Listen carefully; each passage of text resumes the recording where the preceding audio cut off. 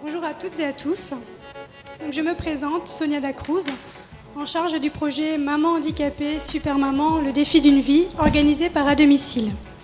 Alors, je tenais tout d'abord à vous remercier d'être là aujourd'hui pour cet événement fort en sens. Le handicap est aujourd'hui encore, malheureusement, le sujet de nombreux préjugés. Alors, une personne en situation de handicap n'est pas normale, n'a pas de sexualité.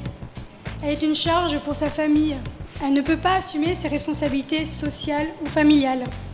Elle ne peut pas travailler, elle ne peut pas avoir d'enfants. Elle n'est pas en mesure d'être une bonne mère ou être un bon père. Tous ces préjugés nous renvoient vers une même notion, la notion d'handiparentalité. Alors, qu'est-ce qu'une handi-maman, un handi-papa? C'est ce que vous allez découvrir aujourd'hui. Alors, à travers cet événement, À Domicile a voulu aborder ce thème central qu'est l'handiparentalité, en mettant en lumière des histoires de femmes et d'hommes exceptionnels qui ont su, par leur force de caractère, leur foi en l'avenir, qui ont su combattre les préjugés et prendre leur destin en main. Maman ou papa, actifs et handicapés, ils ont su combattre les préjugés et su concilier vie professionnelle et personnelle, et ce, malgré le handicap. Cette conférence débat leur offrira une tribune pour leur raconter leur histoire, mais également faire part de leurs conseils et pousser leur coup de gueule. Avant de laisser la parole à Cécile Hernandez, qui animera cette table ronde, je vous adresse mes plus chaleureux remerciements d'être présents aujourd'hui. Pour conclure mon intervention, je finirai sur une citation de Marcel Proust. Le seul, le vrai, l'unique voyage, c'est de changer de regard. Voilà, à méditer et merci à vous.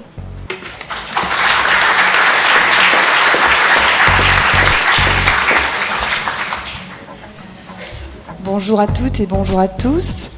On voit quand même, les femmes sont majoritaires, donc on va mettre en avant pendant cette petite heure des super mamans et vraisemblablement un super papa.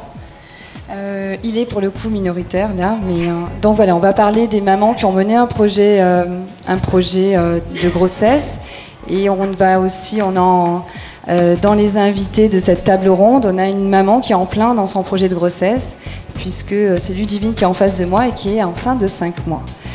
Donc moi, je suis ici alors à double casquette. Au début, je vais être invitée parce que je suis une maman handicapée. Ça fait 10 ans que j'ai une sclérose en plaques. Et finalement, Sonia a jugé que j'avais une légitimité de par ma carrière professionnelle, puisque je suis journaliste, à animer cette table ronde. Donc comme j'ai dit à tout le monde, j'ai dit on passe pas le bac philo.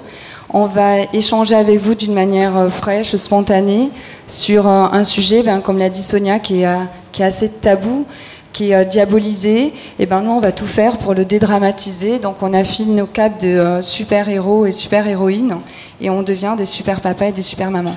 Donc je vais vous présenter les invités de cette table ronde. Donc je vais commencer par ma gauche. Je sauterai volontairement Raphaël pour le mettre en avant à la fin. On va donner l'honneur aux femmes. Donc Dorine. Alors Dorine, elle est chef de projet dans une entreprise adaptée qui fait de la production audiovisuelle. Dorine est une super maman d'une petite fille de 7 ans qui s'appelle Charline, et elle est paraplégique en fauteuil roulant suite à un accident d'avion. Gabrielle, qui est à ma gauche, et avec son compagnon qui est Xavier, qui est juste devant nous. Elle est maman, ils sont parents, donc pour le coup on a les deux, donc ils sont parents d'une petite fille qui s'appelle Ambre et qui a aujourd'hui 2 ans et demi. Et elle est correspondante, elle est IMC, donc infirme moteur cérébral, et elle est correspondante d'une association qui œuvre en faveur de l'handiparentalité, qui s'appelle justement Handiparentalité. À côté de moi, j'ai Khadija. Khadija qui est maman, elle est malvoyante, elle est devenue aveugle. Elle était malvoyante, aujourd'hui elle est non-voyante, elle est aveugle. Elle est maman de 2 petits garçons qui s'appellent Alexis et Gaël, et elle est accompagnée de son fidèle compagnon que vous ne voyez pas, qui est en dessous de la table, qui s'appelle Bélène, et qui l'aide dans tous ses déplacements. Et ensuite, j'ai Aline.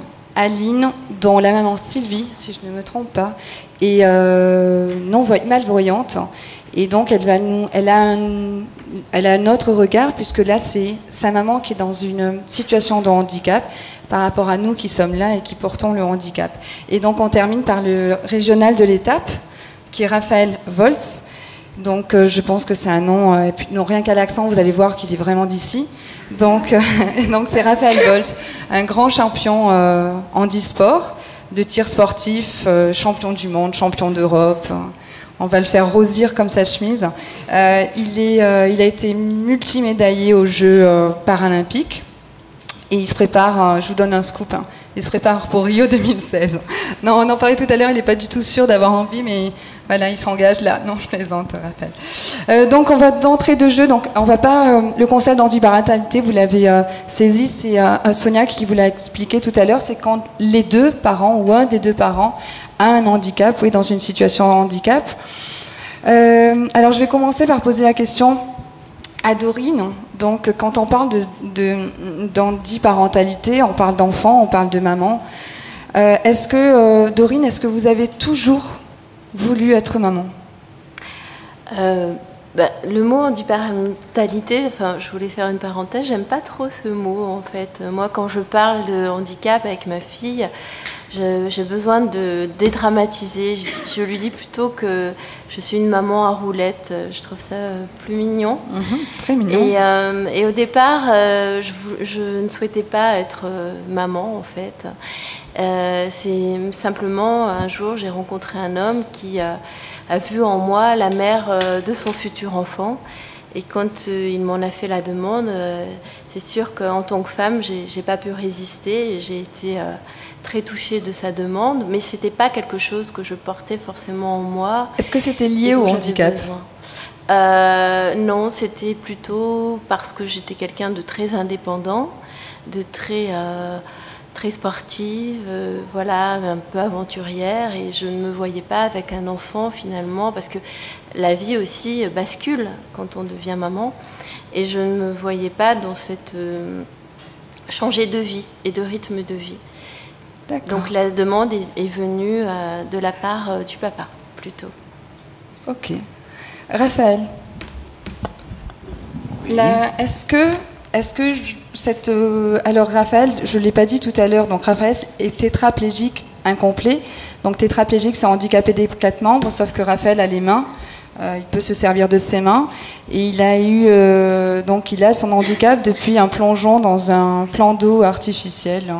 Il y a une vingtaine d'années, c'est ça? 25 ans. 25 ans. Donc du coup, c'est pareil, on se pose la question, donc votre femme est une personne valide.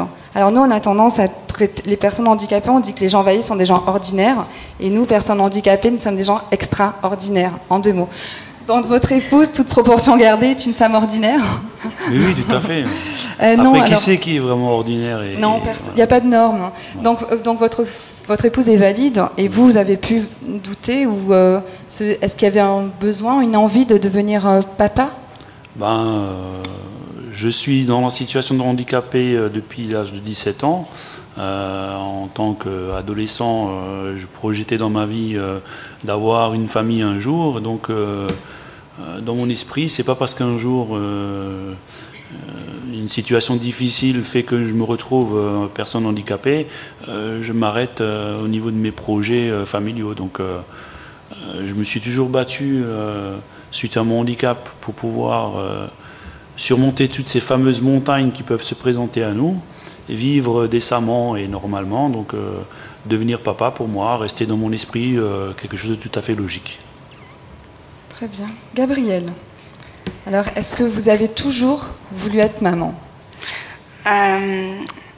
J'avoue que je ne m'étais jamais posé la question jusqu'à ce que je tombe enceinte. Voilà. D'accord. Donc ça a été une belle surprise. Oui, Mon conjoint a pris très bien la chose. Moi, j'ai eu un temps où je me posais la question, est-ce que c'était une bonne chose, une mauvaise chose? Parce qu'effectivement... On va y venir après, je vous interromps, on va venir après au doute par rapport au handicap, mais voilà... Donc oui, finalement, maintenant qu'elle est là, je suis contente de la voir, quoi. Ok, très bien. Khadija, est-ce que vous avez toujours voulu être maman? Alors moi oui et non, enfin, c'est-à-dire que c'est effectivement des questions que je me suis posées, mais c'est ensemble avec mon conjoint qui est également, lui il est malvoyant, donc c'est d'abord un projet de couple, c'est ensemble qu'on a décidé un jour de fonder une famille, voilà, on a eu envie, comme les couples ordinaires finalement, bien que nous soyons tous les deux extraordinaires. Si j'ai bien compris. C'est ça.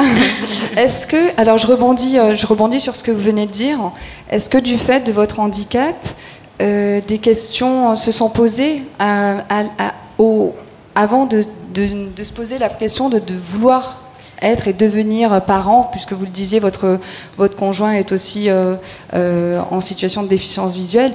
Est-ce qu'on a un doute à un moment de se dire, est-ce que je vais être parent un jour ? Alors, le seul doute que nous avions, la seule question que nous nous posions, c'était est-ce que nos maladies seront transmises à nos enfants? C'est la seule question, parce que pour le reste, je crois qu'on ne se pose pas plus de questions que des parents ordinaires.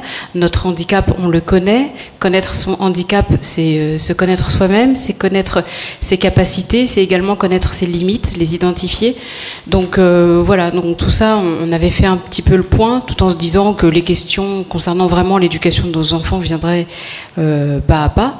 Mais s'agissant de nos maladies, nous ne voulions pas les transmettre. Donc avant de concevoir nos enfants, nous sommes allés voir une généticienne à Paris qui nous a fait moult tests sanguins et autres pour nous dire finalement que du fait de la nature de nos maladies, elles ne pouvaient pas être transmises. Donc nous avons mis en place notre très beau projet. C'était une condition sine qua non. C'était une condition, je ne sais pas si sine qua non, mais en tout cas, si on nous avait dit que nos maladies seraient transmises, on aurait réfléchi. Je sais pas ce qu'on aurait décidé finalement, parce que l'envie d'être parent était quand même forte, mais je sais pas, on aurait réfléchi plus en tout cas. Donc Alexis et Gaël sont voyants. Alexis et Gaël sont tout à fait voyants. Ok. Justement, alors Dorine, la grossesse, comment elle s'est passée? Des peurs, des angoisses, des craintes? Est-ce qu'il y a eu des doutes? Est-ce que ça a été justement une grossesse no limite? Ça a été plutôt no limites avec moi, parce que quand j'ai compris que j'étais enceinte, j'ai pris beaucoup de poids, hein, j'ai pris quand même 25 kilos, parce que rapidement je voulais me voir grosse et je voulais que tout le monde sache que j'étais enceinte et en faire profiter tout le monde en fait. Par contre, la contrepartie, ça a été que j'ai passé beaucoup de temps à liter, parce que effectivement, je souffrais beaucoup de cette prise de poids et puis de douleurs dans les jambes, des jambes lourdes, douloureuses, avec des œdèmes. Et le problème quand on est paraplégique, c'est qu'on fait aussi beaucoup d'infections urinaires en fait. Donc une grosse fatigue. J'ai passé beaucoup de temps allongée, alitée, voilà. Est-ce qu'il y a eu un suivi particulier du handicap? Pas par rapport au handicap, mais j'ai eu la chance de rencontrer un médecin qui pratiquait l'aptonomie. Et donc, vous pouvez expliquer en 2 mots ce qu'est l'aptonomie? En fait, l'aptonomie, c'est par le toucher, enfin on touche son ventre, hein, c'est rentrer en communication avec son enfant. Et elle m'avait expliqué que le jour de l'accouchement, on avait la possibilité de communiquer avec l'enfant et de le guider. Avec les mains et apparemment c'est ce qui s'est passé, parce que j'ai eu un accouchement très facile, rapide, par les voies naturelles. J'ai pas eu de césarienne, donc voilà. La seule particularité pour moi, ça a été cette préparation à l'accouchement. Et dans la projection postpartum, est-ce qu'il y avait des peurs Khadija le disait, donc ça n'était pas un problème d'éducation. Est-ce qu'il y avait des peurs de se dire et après, qu'est-ce qui va se passer après le jour J? Il y avait des peurs. Il a fallu déjà que je fasse beaucoup de travaux d'aménagement dans ma maison pour pouvoir avoir le plus d'indépendance possible, pour pouvoir m'en occuper le mieux possible. Et les peurs, c'était tout ce qui était lié à la mobilité, comment tenir son enfant et en même temps rouler, des peurs qui etc. ont créé des doutes. Donc j'ai dû avoir à ce moment-là un fauteuil électrique. D'accord. Parce que je ne pouvais pas me déplacer. Et des doutes, oui, parce que des doutes quant à ma capacité à m'occuper seule de mon enfant. Donc j'ai eu recours à une aide humaine aussi, parce que c'est un peu compliqué. Et dans la projection beaucoup plus lointaine, oui, des doutes et des angoisses, mais je dirais qui sont propres à chaque parent. Je pense qu'ils soient ordinaires ou extraordinaires. Voilà. Gabrielle, est-ce qu'il y a eu un suivi particulier pendant la grossesse? Non. Ça a le mérite d'être clair. Est-ce que depuis, est-ce que depuis il y a un accompagnement particulier? Le seul accompagnement qu'il y a, c'est une TISF qui a été mise en place à notre demande à la naissance de la petite. Mais c'est parce que c'était mon premier enfant et que je doutais, comme n'importe quelle femme peut douter de ses capacités à gérer un petit bébé, quoi. D'accord. Khadija, vous, quelque chose en particulier? Alors, au cours de ma première grossesse, je n'ai pas eu d'aide particulière. Par contre, quand j'ai eu mon premier enfant, on m'a parlé du service d'accompagnement à la parentalité des personnes handicapées qui se trouve à Paris. Et au départ, j'ai pas voulu aller dans ce service parce que j'avais très, très peur qu'on me retire un peu un bout de ma maternité, qu'on fasse les choses à ma place quand je venais en consultation. Voilà, je voulais être maman à 100% de mes enfants, prendre les décisions qui s'imposaient pour eux et tout. Or, j'ai eu tort de ne pas faire appel à ce service. C'est mon conjoint qui est beaucoup plus sage que moi qui m'a dit « mais on ne perd rien à aller voir comment ça se passe ». Et non seulement je suis allée voir comment ça se passe, mais en plus ma seconde grossesse a été suivie là-bas. Depuis, je suis moi-même maman relais dans ce service, c'est-à-dire que j'accueille, je conseille, j'oriente les futurs parents en déficience visuelle.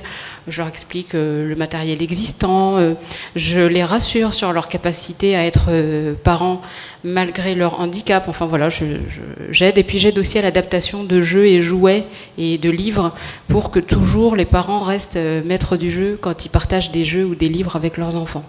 Donc je suis bien impliquée. Alors je vais juste rebondir parce qu'en face de moi, donc il y a Ludivine. Ludivine a eu une méningite et donc la méningite de Ludivine a fait qu'elle a été amputée des 2 jambes. Donc Ludivine aujourd'hui est une future maman puisqu'elle a un petit bébé dont elle ne connaît pas le sexe, donc on ne saura pas. Elle ne connaît pas le sexe, elle est enceinte de 5 mois et elle est appareillée de 2 prothèses. Et donc justement, on est en plein, on va juste rester sur l'accompagnement, on reviendra après sur autre chose. Mais est-ce qu'il y a un accompagnement particulier ou des contraintes ou quelque chose à quoi des restrictions par rapport à votre handicap, vos 2 prothèses des jambes et votre petit bébé dans le ventre? Non, il n'y a pas de choses particulières, sauf peut-être que ça va être un petit peu plus compliqué au fur et à mesure de la grossesse pour moi de rester debout, je pense. Ouais. Parce que c'est fatigant et puis je gonfle aussi les jambes.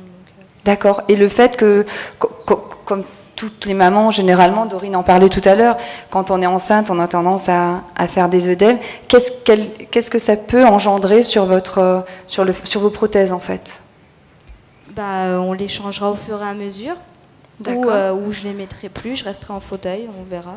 En sachant que vous avez, que depuis toute petite, vous avez, je vous posais la question tout à l'heure quand on s'est préparé, notamment, vous avez eu des prothèses à partir de l'âge de 3 ans, je crois, oui, ou quelque chose comme ça.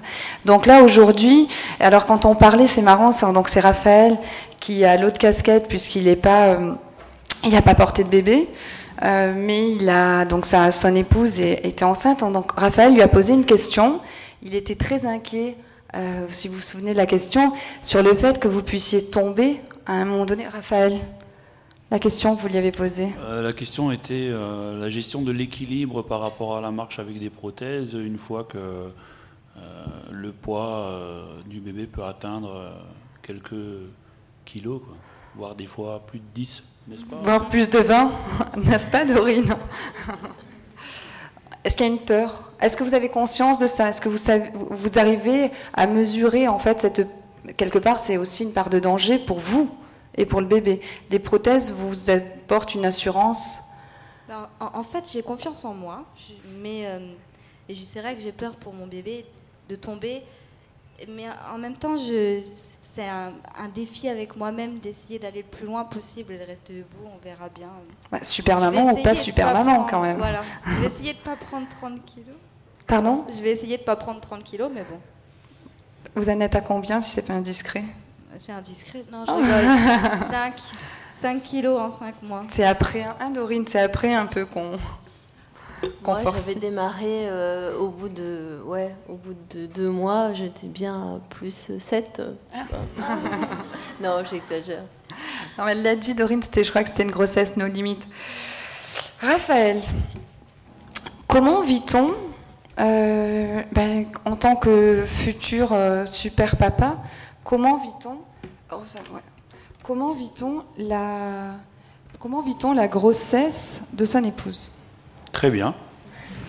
Au niveau des nausées, ça allait pour vous? Voilà, c'est un petit peu le message que j'essaye de donner très souvent quand on pose ce genre de questions.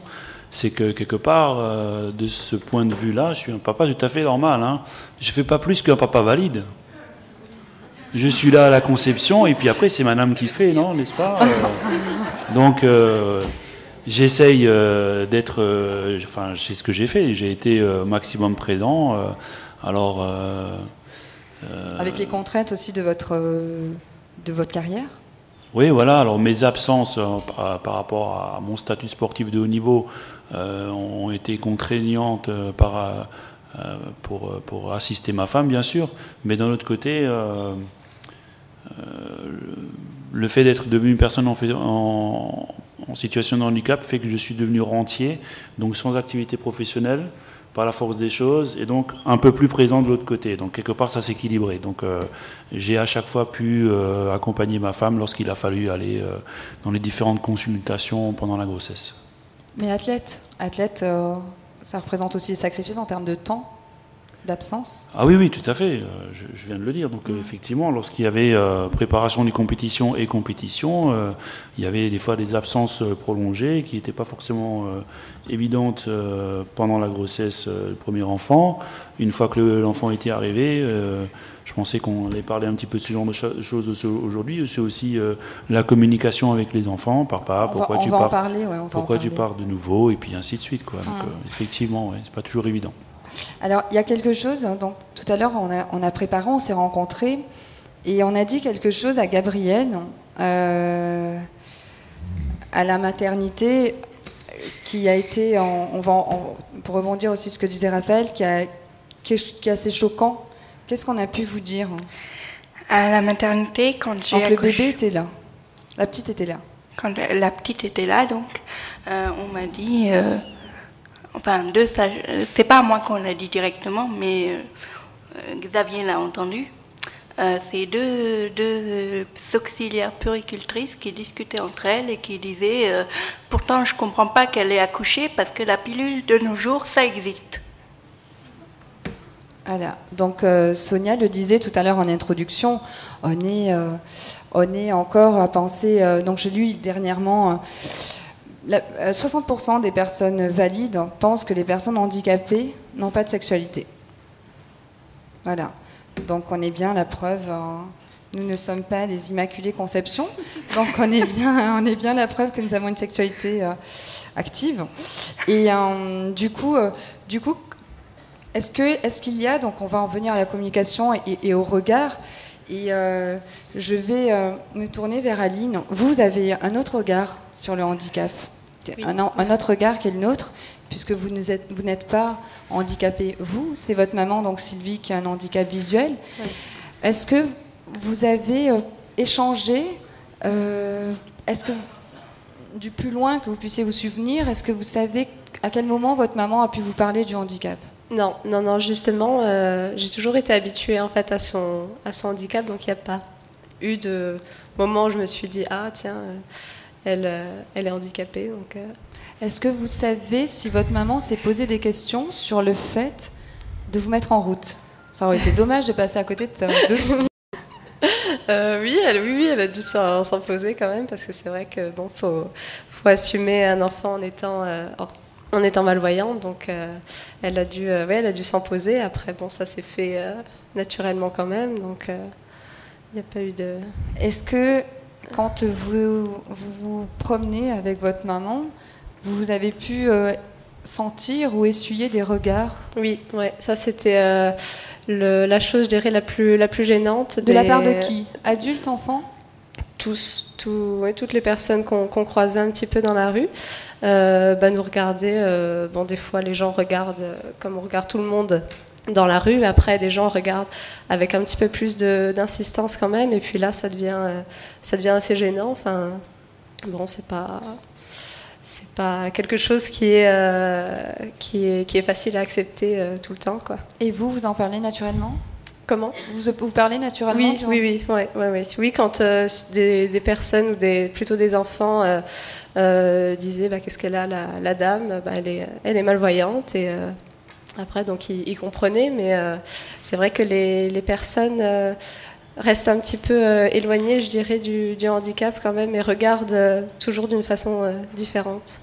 Khadija, le regard, alors vous, c'est un petit peu particulier, on en parlait, puisque le regard, même si on est non ou malvoyant, on sent le regard, mais en tout cas, on développe d'autres sens qui font qu'on a une ouïe peut-être un peu plus affûtée et qu'on peut entendre des réflexions effectivement, plus obligeantes. On peut en effet entendre des réflexions. Je dirais qu'en tant que maman, les réflexions que je n'aime pas entendre, c'est ah, c'est super, vous avez des enfants, ils vont pouvoir vous aider. J'ai pas fait des enfants pour m'aider, j'ai pas fait des auxiliaires de vie, j'ai fait des enfants parce que j'étais une femme, je suis toujours, et que j'avais envie d'avoir des bébés, quoi, voilà. Donc ça, c'est vraiment la réflexion qu'on entend quand même de temps en temps, ou bien quand on demande son chemin dans la rue, les gens ne vont pas s'adresser à moi directement, mais très souvent vont s'adresser soit à mon chien qui est très beau et tout ça, soit à mes enfants en disant à mes enfants tiens, emmène ta maman, c'est là. Donc alors moi je suis peut-être comme ça très gentille, mais quand on me pique mon rôle de maman, je n'aime pas. Donc quand je pose une question dans la rue et qu'on dit à mes enfants emmène ta maman, je répète la question, je dis c'est à moi qu'il faut répondre s'il vous plaît. C'est moi qui dois emmener mes enfants. Ah oui, pardon. Donc là, on s'excuse quand même la plupart du temps. J'ai pas eu de réflexion désobligeante du style ah bah oui, mais vous méritez pas qu'on vous parle. Jamais.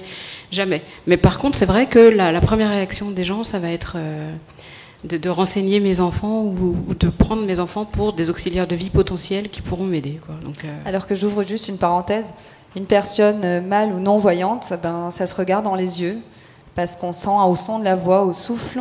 On sent si on nous respecte en nous regardant dans les yeux ou pas.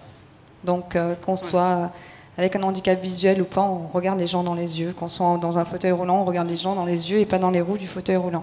C'était mon petit coup de gueule. On a dit qu'il y aurait des petits coups de gueule aussi. Alors moi, j'ouvre une autre parenthèse, c'est que quand j'étais enceinte, toute fière de mon petit ventre, et comme je le disais tout à l'heure, on a l'impression que quand on est enceinte, la France, elle est peuplée de 65 millions de sages-femmes, parce que les femmes, elles sont toujours en train de dire « Ah ben votre ventre, il est pointu, donc ça sera un garçon. Oh non, il va sur les côtés, ça sera une fille. » Donc du coup, moi, les gens venaient me voir, j'étais sur des béquilles, j'avais pas encore ma canne qui tient debout toute seule, qui est un produit local. Et du coup, je disais « Non, je suis fière parce que je vais être une future maman handicapée. » Et j'ai entendu, on m'a dit, les femmes, toujours les femmes très bienveillantes, m'ont dit vous n'avez pas le droit, un handicapé, donc déjà on ne dit pas un handicapé, on dit une personne handicapée, un handicapé ou une handicapée n'a pas le droit de se reproduire. Voilà, j'ai entendu ça des dizaines de fois. Dorine, on parlait du regard, je sais que vous ne parlez pas avec des mots spécialement dédiés au champ lexical du handicap à votre petite fille. Vous lui dites une expression qui est divine, sublime l'expression. Qu'est-ce que vous lui dites à votre petite fille? Que je suis une maman en roulette. Ouais, mais encore. Qu'est-ce que je dis? Que vous êtes une maman qui vole.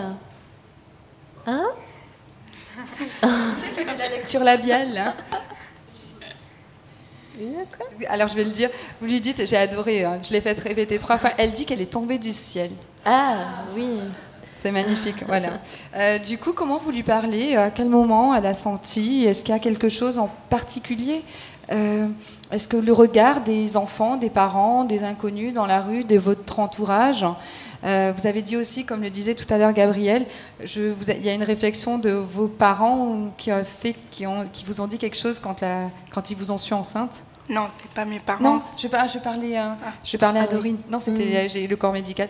Dorine. En fait, moi, j'ai toujours rencontré des regards bienveillants de la part d'autres femmes quand elles me voyaient enceinte ou avec mon enfant sur les genoux. Ma famille un peu moins, effectivement. Mes parents n'étaient pas très d'accord avec ce projet en me disant j'espère que, sous-entendu l'enfant, j'espère qu'il ne va pas finir à la maison.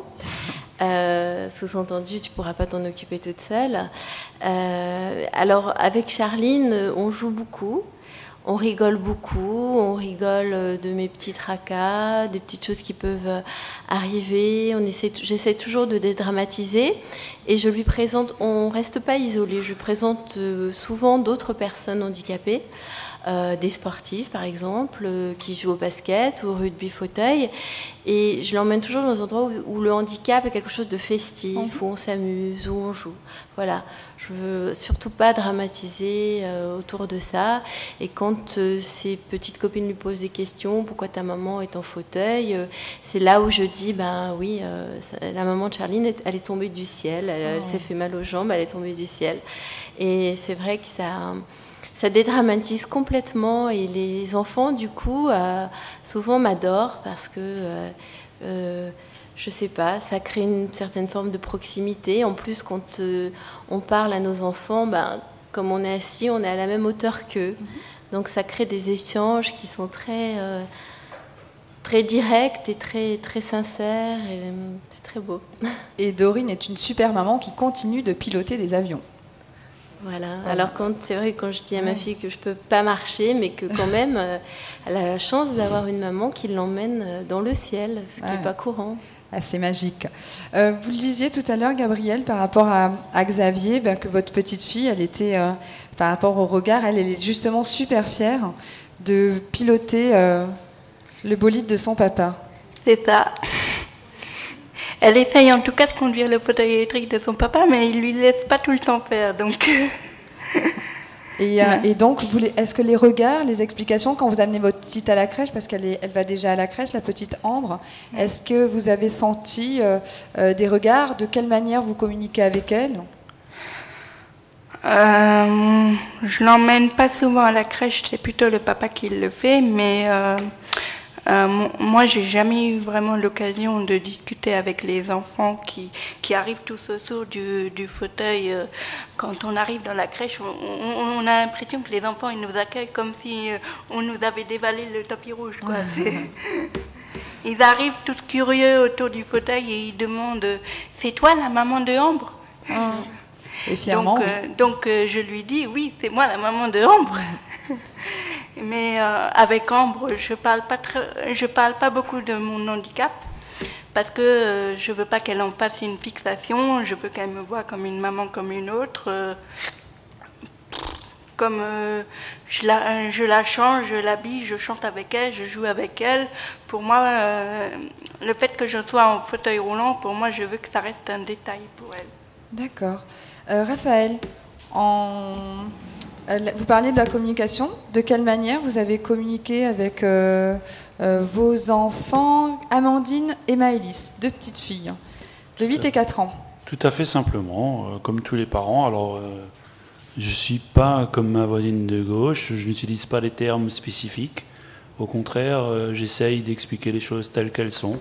Papa, pourquoi tu ne marches pas? Donc voilà, j'aurais expliqué très tôt Parce que je pense que c'est comme ça qu'il faut parler aux enfants. Si on veut avoir des enfants qui ont une conversation normale, il faut leur parler normalement. Donc, je suis désolé, je leur dis tout simplement que voilà, un jour, j'ai eu un accident de la vie et je leur explique comment que ça s'est passé. Et très tôt, elles ont su expliquer à leurs copains et à leurs copines le pourquoi du comment. Je me suis même déjà surpris à entendre les copains et copines dire à mes propres enfants ton papa il est peut-être en fauteuil mais c'est un champion. Donc quelque part voilà, le côté gratifiant qui revenait au galop et la fierté bien sûr. C'est ça, moi j'ai entendu aussi quand j'amène ma fille à l'école des parents qui disaient ne touche pas à la canne de la maman de Victoire Éléonore, mon fils avec Victoire Éléonore, parce que toucher une canne ça porte malheur. Alors du coup, là maintenant, vu que la canne elle est magique et qu'elle tient toute seule, les enfants, je leur parle pas directement dans la classe, mais quand je les vois au parc avec la canne, les enfants en arrivent à dire « Oh toi t'as trop de chance, ta maman elle a une canne magique et la mienne elle en a pas ». Voilà, donc le truc c'est un peu inversé, donc c'est quand on a une image, une approche positive. Pour rajouter juste une petite chose, j'ai toujours dit, et lorsque je communique, j'aime bien le préciser, pour moi le plus beau des regards c'est justement le regard des enfants, parce qu'il y a cette forme d'insouciance. En fait, ils nous regardent pas par compassion, par pitié, ils nous regardent tout simplement par curiosité, parce que voilà, on fait pas partie des habitudes tout simplement, et alors ils se posent des questions. Et je raconte toujours une petite anecdote. Un jour j'ai croisé dans un hypermarché une maman qui venait vers moi avec son gamin qui devait avoir 5-6 ans, et au moment de passer à côté de moi, le gamin il dit haut et fort « mais qu'est-ce qu'il fout là-dedans celui-là ?» Alors la maman elle était toute gênée, elle a voulu le réprimander, elle était même prête à lui en mettre une. Et alors j'ai dit à la maman non, faites surtout pas ça, on va lui expliquer le pourquoi du comment. Et puis il est reparti enrichi, et je suppose que la maman aussi. Oui, c'est souvent ça. Oui, bien sûr, Khadija. Justement, alors pour rebondir sur ce que dit Raphaël, moi, nos enfants, comme le disait Aline tout à l'heure, sont de toute façon habitués à nous, et il n'y a même pas de questions à se poser. Enfin, eux, en tout cas, ne s'en posent pas.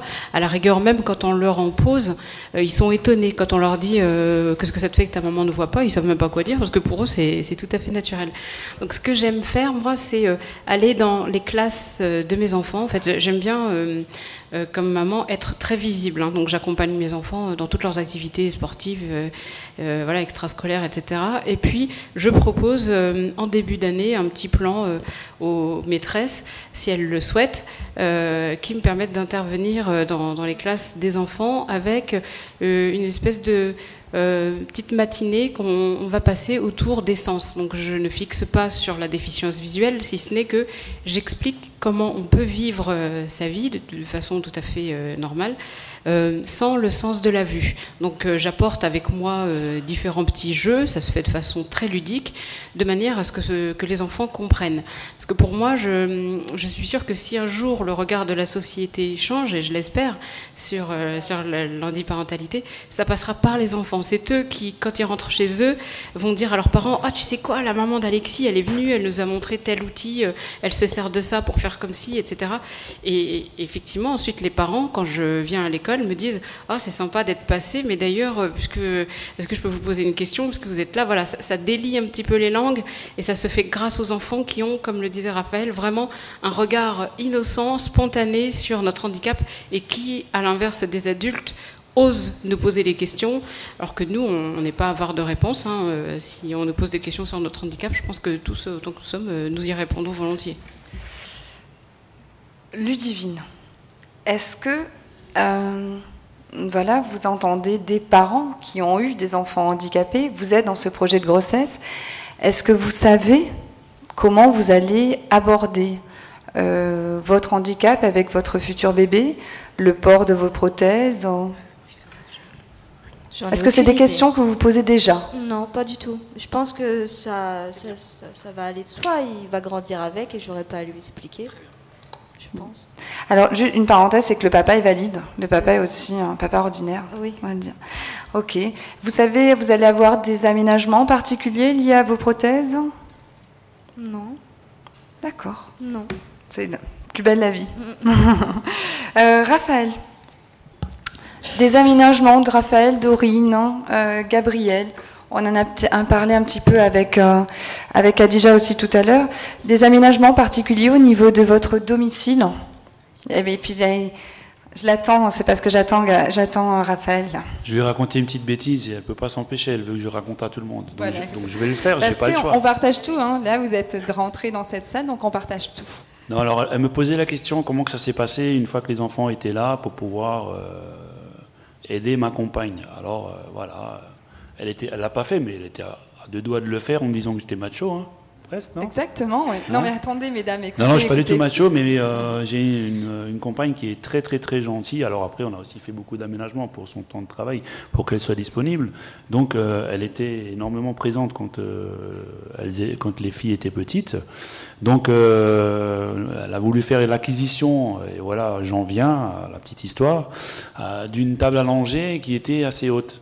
En gros, pour que vous puissiez vous imaginer la chose, elle arrivait à hauteur de mon visage lorsqu'elle était pliée. Et ma femme souhaitait ça pour pouvoir être confortablement debout à changer les couches.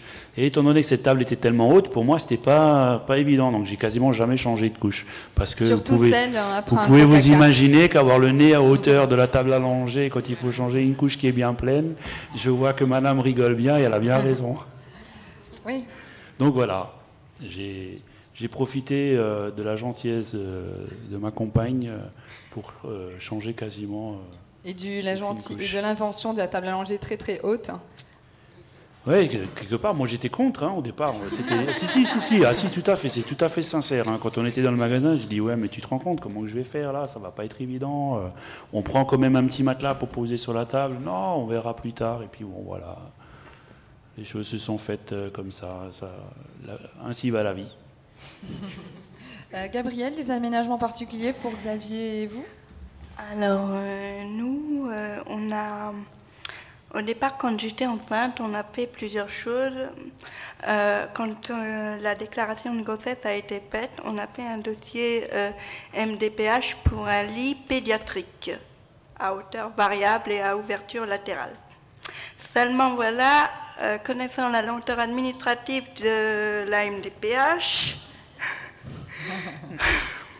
on n'a pas pu compter sur le lit pédiatrique tout de suite.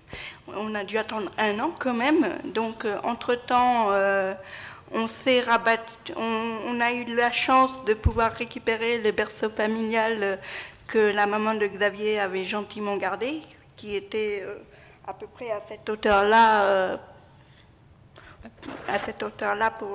pour passer le bébé par-dessus. Et puis sinon, nous avons sollicité une société de berceaux de maternité parce que je cherchais un berceau sur roulette pour pouvoir déplacer mon bébé avec moi n'importe où dans l'appartement sans avoir à le prendre forcément sur les genoux. Donc nous avons sollicité la société Cododo et on a eu le berceau gratuitement jusqu'aux 8 mois de l'enfant. D'accord. Mais c'était un berceau homologué maternité. D'accord. Okay. Après, pour la table à langer, alors là par contre, pour la table à langer, Xavier avait fait un meuble sur mesure. Il avait fait les plans, mais il s'est avéré que ça n'a pas fonctionné. Donc en fait, j'ai cherché dans le commerce. Simple, j'ai pris une table à langer murale qu'on peut fixer au mur, qui est rabattable. Et on l'a fixé au mur à hauteur du fauteuil. D'accord. Raphaël, vous voulez rajouter quelque chose ? Oui, je voulais quand même donner une ou l'autre précision par rapport aux aménagements matériels. On n'en avait pas parlé tout à l'heure, mais c'est vrai que j'ai fait aussi l'acquisition d'un lit bébé avec les barrières qui coulissent. Donc c'est beaucoup plus évident. On n'a pas besoin de lever le bébé aussi haut pour pouvoir le sortir du lit. Un porte-bébé aussi, tout simplement. Hein. Au lieu de l'accrocher dans le dos, l'accrocher sur le devant. Donc pas de risque de tomber en arrière. Et puis en même temps, si on l'attache assez lâche, ils peuvent s'asseoir un peu sur les genoux. Quoique ce porte-bébé n'a pas beaucoup été utilisé, parce que je prenais plutôt l'enfant sur les genoux. Quoi. D'accord. Dorine ? Des aménagements particuliers les mêmes, à peu près les mêmes. Et je trouve que le d'ailleurs... lit, la table à langer, le bain, parce qu'on n'a pas parlé du bain. Le bain, j'avais aménagé une tablette à côté de la baignoire, à hauteur, voilà. Je sollicitais le papa. Mais je pense que c'est vrai que il y aurait beaucoup de progrès à faire à ce niveau-là. Et au niveau, je pense qu'on ne s'est pas suffisamment penché sur les innovations qui pourraient être faites en matière pour les parents handicapés. C'est vrai qu'on n'en parle pas suffisamment. Je sais pas, il faudrait inventer des poussettes ou je sais pas, des systèmes qui feraient que ça nous faciliterait la vie et qui pourraient peut-être aussi faciliter un grand nombre de mamans. Souvent, les innovations technologiques permettent, d'un problème spécifique, on en fait parfois des solutions pour le plus grand nombre. Gabrielle ? Justement, par rapport à ce que tu dis, Dorine, l'association Handiparentalité, qui est une association qui a pour but d'accompagner et d'aider les parents et futurs parents en situation de handicap, de la conception à la grossesse jusqu'au retour à domicile, travaille en partenariat notamment avec une entreprise Suède Import spécialisée dans le matériel de puriculture afin effectivement de les sensibiliser au handicap, afin qu'ils confectionnent du matériel adapté. D'accord.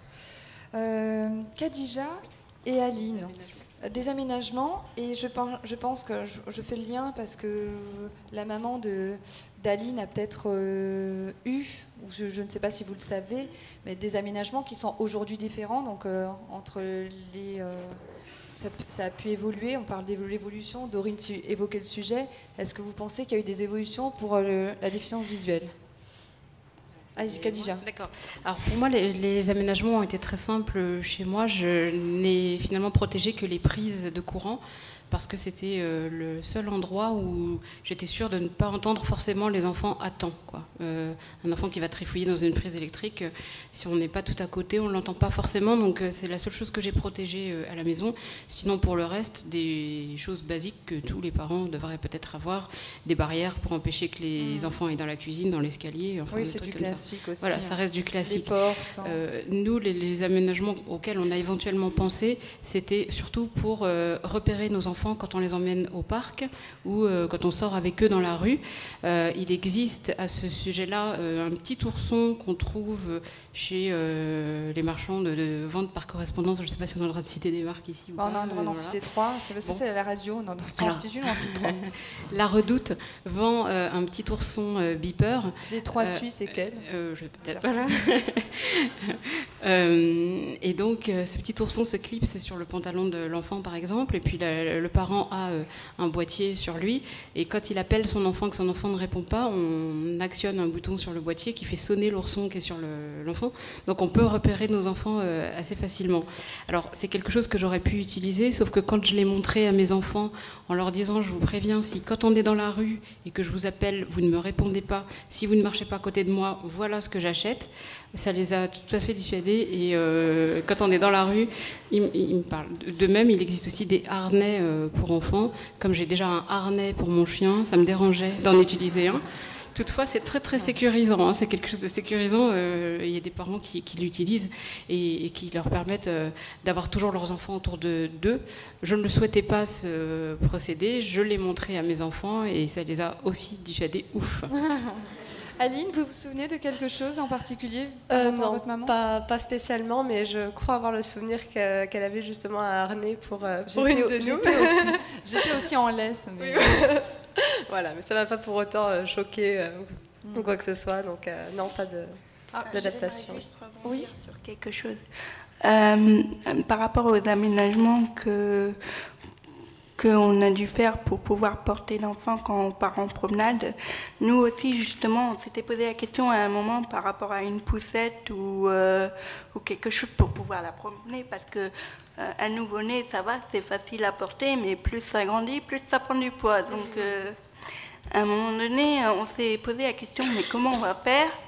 Et Xavier, il a cogité, puis puis un jour, il me dit, on va mettre un siège vélo sur le fauteuil électrique. Je l'ai regardé, j'ai fait, mais comment tu veux fixer ça sur le fauteuil électrique? Alors il m'a dit, mais on met une barre en métal au milieu, qu'on fait faire poser par un métallier professionnel et on fixe le siège vélo dessus. Et c'est vrai que moi j'étais sceptique, mais ça a marché. Félicitations. Je crois que quand on est dans cette situation-là, on fait preuve de beaucoup d'inventivité.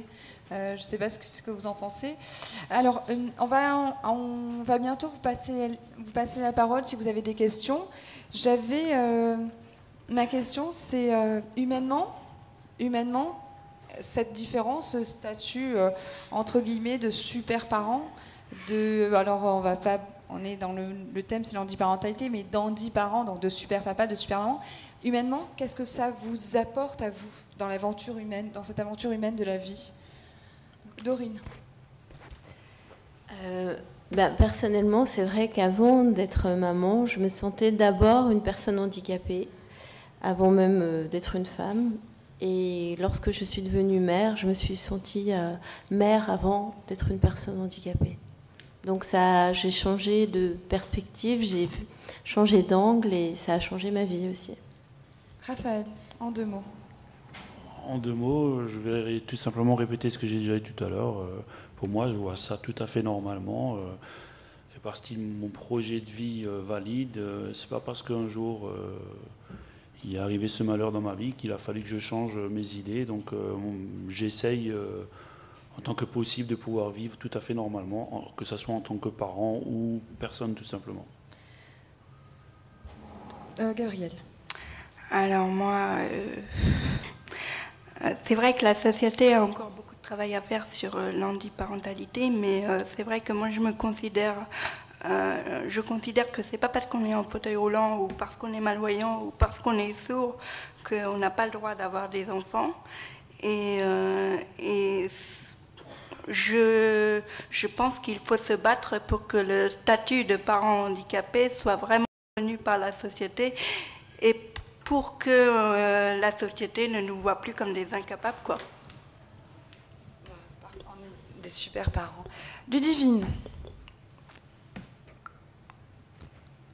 est-ce que ça vous a fait changer de regard déjà sur vous-même, d'être enceinte?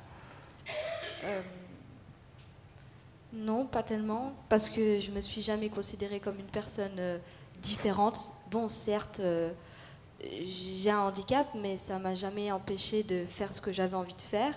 Et puis le fait d'avoir un bébé, c'est la plus belle chose que j'aurais pu faire de ma vie. Je crois qu'on va tous le confirmer là. Je me suis pas battue pour rien et je suis fière d'en être là aujourd'hui.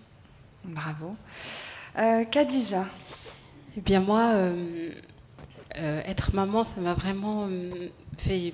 Enfin, ça m'a aidée, je sais pas, mes enfants me portent vraiment jour après jour. Ils me portent et ils m'apportent. Comme le disait Dorine tout à l'heure, en fait, quand j'ai poussé la porte du service d'accompagnement pour les parents handicapés à Paris, j'avais peur qu'on me traite déjà comme une handicapée, enfin, comme souvent. Et en fait, on m'a d'abord traitée comme une maman. Et ça a radicalement changé ma façon de voir la vie, de voir les choses. Et moi, je m'éclate, si vous me permettez cette expression, on vous l'accorde. Dans mon rôle de maman. Vraiment, je suis très heureuse, très émancipée. Voilà. Aline, quel regard vous portez sur votre maman Sylvie? Un regard tout à fait normal. Non, un regard tout à fait normal. Pour moi, c'est une maman comme une autre, donc il n'y a rien qui change, quoi. Son handicap n'est pas un problème ou quoi que ce soit. On va attendre que le micro circule dans la salle et on demandera justement un petit mot à Sylvie. Alors j'ai une question maintenant sur nos enfants. Est-ce que selon vous, le fait de ce statut le statut d'handiparentalité, d'handiparent, de super papa, de super maman, ça rend nos enfants Khadija disait, moi mes enfants s'éloignent pas, mes enfants sont briefés. Est-ce que ça change le caractère des enfants? Est-ce que ça les rend plus obéissants? En fait, les enfants, ils s'auto-briefent. On n'a pas fait de cours, rien du tout. Est-ce que ça les rend plus obéissants? Ben non, ce sont des enfants donc qui font des bêtises et qui quelquefois. Est-ce que vous pensez qu'ils sont dans la retenue vis-à-vis de votre handicap? Je pense pas, non. Quelquefois, ils profitent du fait que je ne vois pas pour, je sais pas, piquer un bonbon.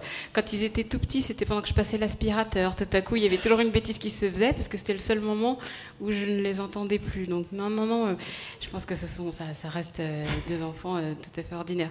Mais chez les non-voyants, en tout cas, il est très probable que les enfants sachent plus tôt, peut-être que chez d'autres familles, parler. Parce que quand un enfant petit nous dit « je veux ça » en nous montrant du doigt un jouet, bon, ben, nous, c'est pas possible. Donc, oui, il verbalise beaucoup plus. Mais voilà, Dorine, donc il va verbaliser, oui. Je vais passer la parole à Dorine, mais Dorine le disait tout à l'heure, c'est que vous disiez que votre fille avait parlé très tôt. Elle a parlé très tôt, oui. Ma fille, je trouve, c'est un enfant très sensible, mais est très protectrice aussi vis-à-vis de moi. Et hier, je lui posais, parce que je lui ai parlé de la conférence, et je lui posais la question, finalement, qu'est-ce que ça te fait, de quoi as-tu peur, le fait d'avoir une maman handicapée? Est-ce qu'il y a quelque chose qui te fait peur? Et elle m'a dit, la seule chose qui me fait peur, c'est que tu te fasses écraser par une voiture sur la route. Enfin bon. Les miens aussi ont quelquefois cette appréhension. Quand j'aurais dit que je partais pour Strasbourg, sachant que je viens de la banlieue parisienne, donc ça fait un chemin, oui, c'est vrai qu'ils ont été ils ont eu un petit peu peur. Mais tu reviendras quand et tout ça? Non, ils ont été beaucoup dans le questionnement et ils sont effectivement très protecteurs. Raphaël? Personnellement, je pense que les enfants, étant donné qu'ils le vivent depuis tout jeune, s'adaptent énormément au handicap. Moi, je cite toujours l'exemple qu'ils marchent, qu'ils ont 2, 3, 4 ans. Quand elles ont envie de venir sur mes genoux, elles ne demandent pas, elles viennent, elles grimpent, et puis voilà, elles sont sur les genoux. Des fois, je vois les gens, ils sont un peu avec un regard curieux, parce qu'ils découvrent que les choses se passent tout à fait normalement, quoi. C'est même encore des fois un peu plus facile pour eux, puisqu'on est assis, de venir sur les genoux que d'aller chez un parent valide, parce que le parent valide, il faut d'abord lui tendre les bras, et s'il veut bien, il vous porte. Tandis que là, ils ne demandent pas, ils viennent directement, donc ils s'adaptent à tout niveau, quoi, tout simplement. Gabriel et Xavier, est-ce que Ambre, c'est une coquine comme les autres? Ambre est très coquine. Par exemple, j'ai toujours l'exemple flagrant quand on la met par terre pour qu'elle joue. Elle a 2 ans et demi, mais elle ne marche pas encore. J'ai toujours l'exemple quand elle n'a pas envie qu'on l'attrape. On a beau être en fauteuil, elle s'en fout, elle va se planquer sur des endroits où on ne peut pas l'attraper. Des endroits inaccessibles. Est-ce que vous avez été une petite fille différente? Non, pas de... Plus sage? Ah non, pas du tout. Au contraire. Pas du tout. On retiendra le pas du tout. Comme disait Khadija, justement, on en a profité un petit peu pour faire quelques petites bêtises, justement parce qu'elle voyait pas. Donc voilà, ça ne va pas empêcher de faire des bêtises ou d'être plus sage. Alors moi, pour la petite anecdote, ma fille a fait sa nuit dès la première nuit. L'angoisse. Mais non, en fait, elle a dormi dès sa première nuit. Je pense que l'autonomie a fait beaucoup parce que je lui ai parlé du handicap dès que je la savais grandir dans mon ventre. Et malheureusement pour elle, je la réveillais toutes les 2 secondes parce que j'avais tellement peur qu'on fait une psychose sur la mort subie du nourrisson. Et après, on m'a dit, au lieu de la réveiller, vous mouillez votre bout du doigt et vous le mettez sous le nez, ou si vous sentez un tout petit peu de fraîcheur, c'est que tout va bien. Mais avec la maladie, comme j'ai moins de sensibilité, j'avais peur, donc je mettais la main après sur son estomac pour le sentir monter et descendre. On va vous passer la parole. On espère que cet échange et tout ce qui a pu être dit par ces super mamans et ce super papa, ou cette future super maman, vous a ému, vous a touché et a fait changer aussi de regard sur l'handiparentalité, ou si peut-être vous êtes dans cette situation et que vous doutiez encore de mettre un projet de bébé en route, maintenant vous êtes convaincu qu'il faut le faire. Des questions? Le micro. En fait, je me demandais comment est-ce qu'on pouvait apprendre à marcher à un enfant, enfin, en étant en fauteuil. Je me suis posé la question, c'est pas forcément très pratique. C'est pour ça que je voulais savoir comment est-ce que vous avez fait pour lui apprendre les premiers pas, enfin, essayer du moins. Dorine, je pense qu'ils vont vous allez tous répondre. Oui, moi j'avais la même crainte en fait. Je me disais, mais comment je vais faire pour lui apprendre à marcher? Donc au début, c'est vrai qu'il cherche à se mettre debout tout seul. Et moi, j'ai demandé de l'aide à mon entourage, à une voisine avec qui j'étais très très proche, une mamie. C'est d'ailleurs elle qui a fait faire les premiers pas à ma fille. Oui.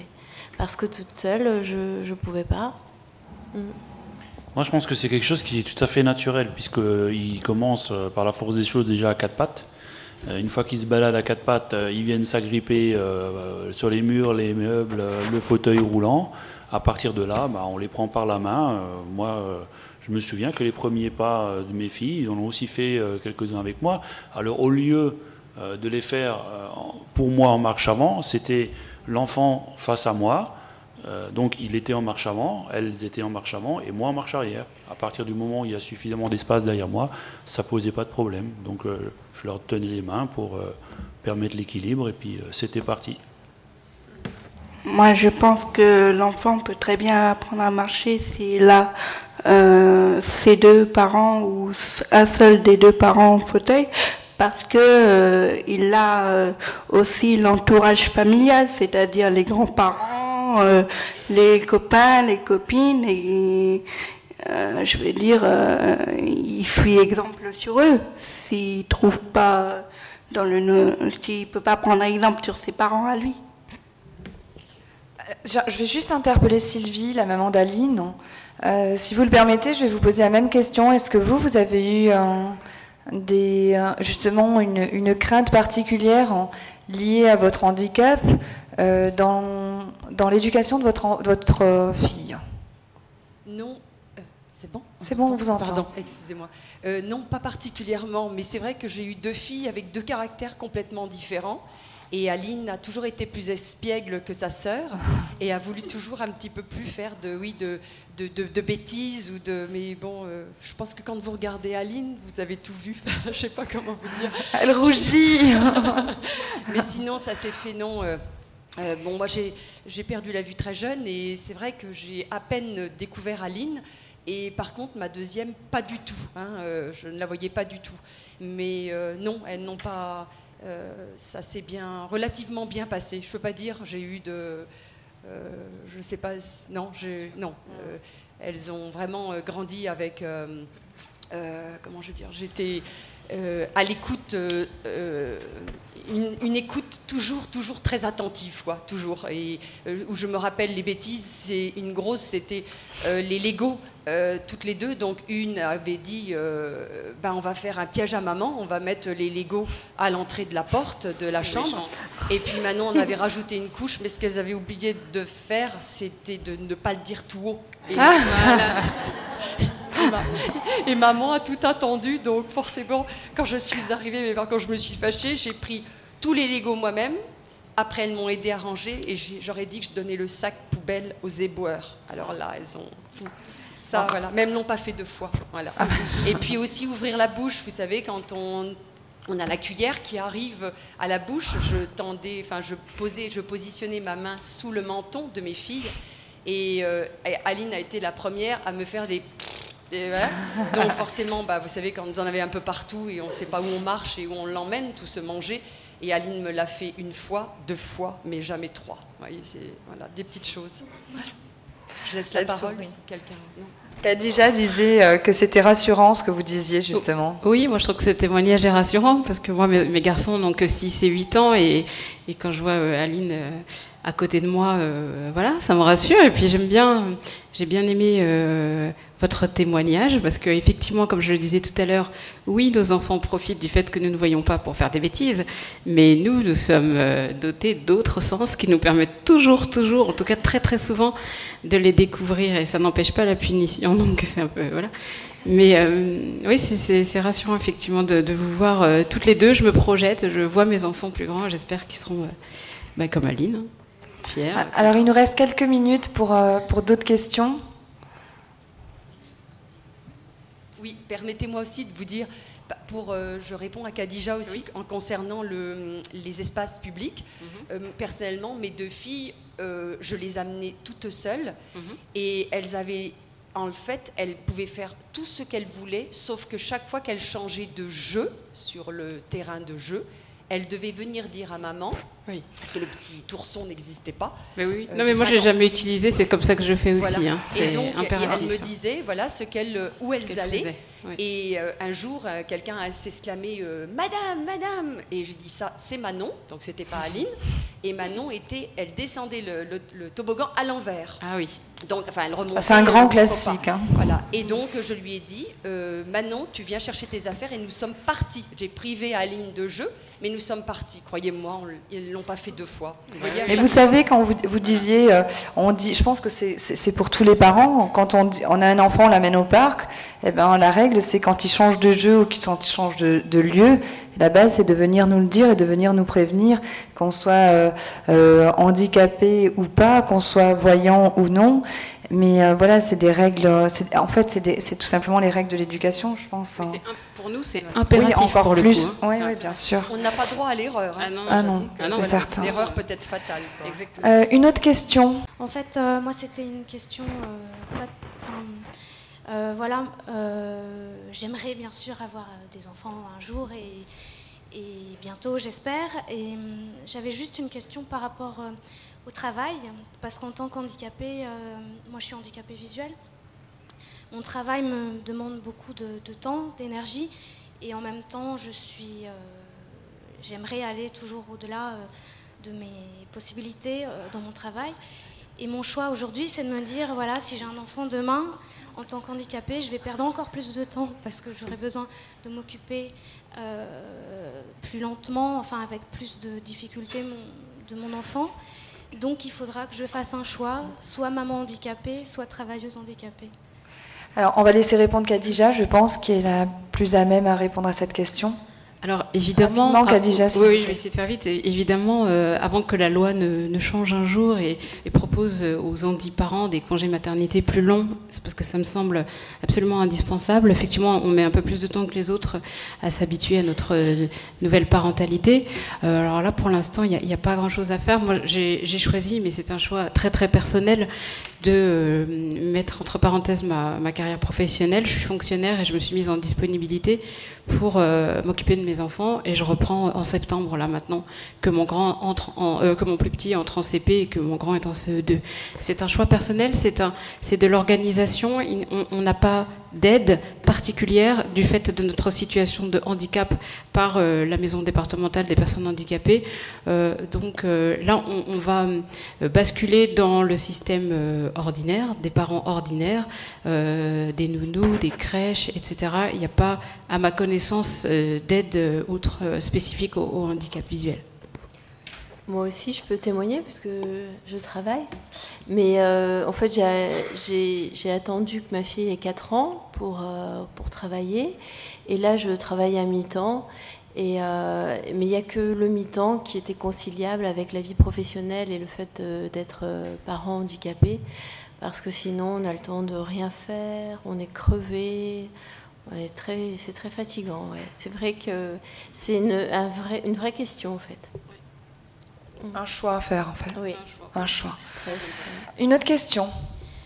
Bonjour, je travaille auprès des groupes de soutien à la parentalité à Strasbourg, dans les crèches et structures petite enfance. Et tout d'abord, je voulais vous tirer mon chapeau parce que je trouve que vous nous donnez une sacrée leçon de vie et que tout ce que vous avez dit au niveau de vos témoignages, eh bien, en fait, beaucoup de parents ordinaires, comme on dit, pourraient en bénéficier et en profiter parce qu'on sent vraiment en vous un esprit de combattante, même pas de battant ou combattant, toutes les personnes qui ont témoigné.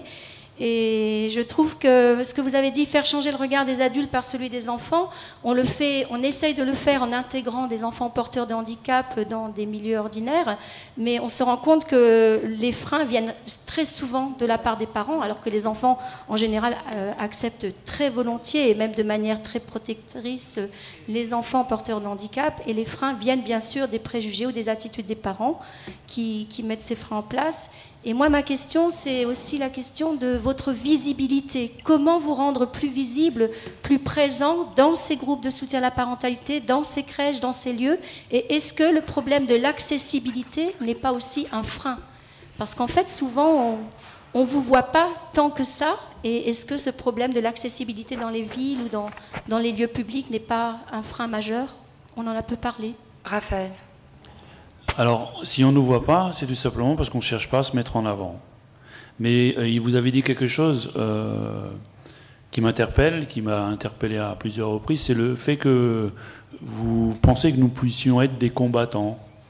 Alors, pourquoi? Je m'explique. En tant que sportif de haut niveau, souvent les médias m'ont dit la même chose.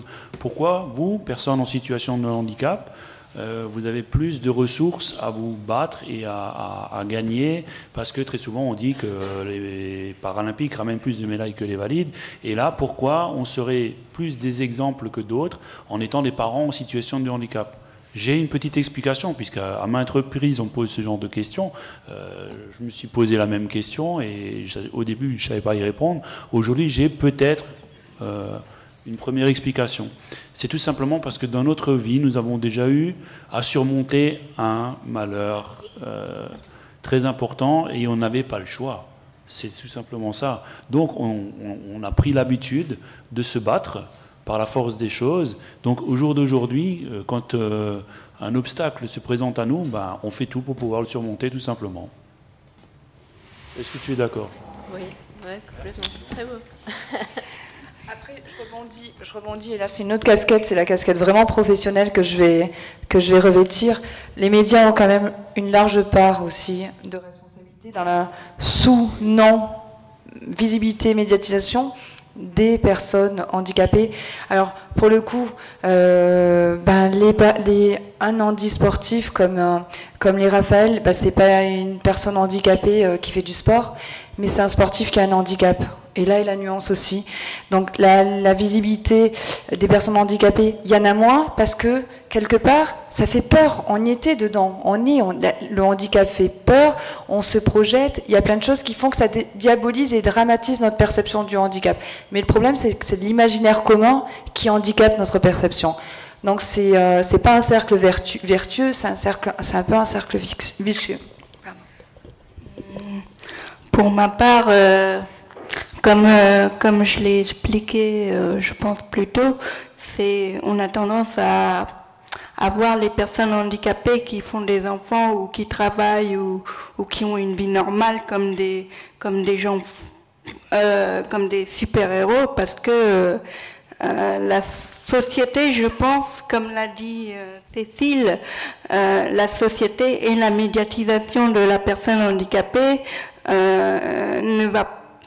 a tendance à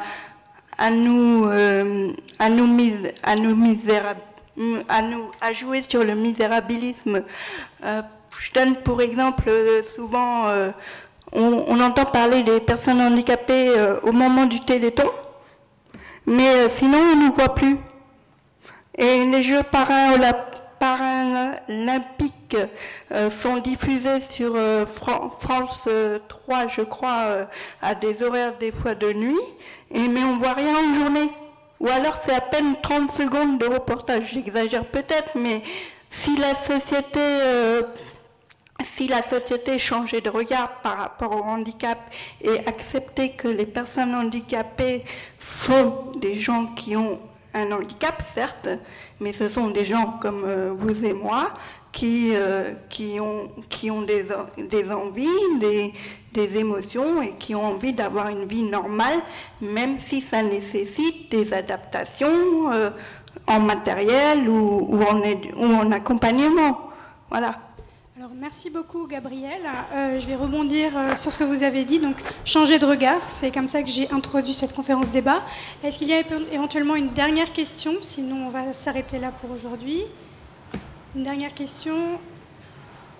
Alors, Sylvie. Merci. Je voulais apporter une réponse à la personne qui a parlé tout à l'heure de crèche et d'accessibilité. Je suis moi-même cadre commercial à EDF et j'ai pu, grâce à mon travail, aménager mes horaires. Donc ça, c'est EDF qui m'en a donné la possibilité.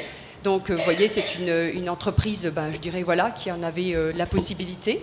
Et d'autre part, je suis conseillère municipale dans la commune où je suis en Moselle, à Montigny-lès-Metz. Et à ce propos, je suis élue représentante pour l'accessibilité. Donc, je travaille depuis maintenant 5 ans, je suis élue dans ma mairie, à justement essayer d'apporter toutes sortes d'accessibilité pour les personnes et tout handicap confondu. Et c'est un gros travail, mais croyez-moi, je ne baisserai pas les bras et à 53 ans, je me bats toujours. Voilà, merci. Mais effectivement, donc la madame qui en parlait de l'accessibilité avait raison, c'est que c'est quand même un problème majeur dans le déplacement des personnes handicapées. Et on parle de schéma global d'accessibilité, donc quand la France sera totalement accessible, normalement elle devrait l'être pour 2015, mais des dérogations sont prévues, le regard, les personnes seront déjà beaucoup plus visibles, et en sachant que l'accessibilité c'est le confort de tous. Voilà, il ne faut pas non plus réduire l'accessibilité juste aux personnes handicapées. Voilà, merci beaucoup à toutes, à tous.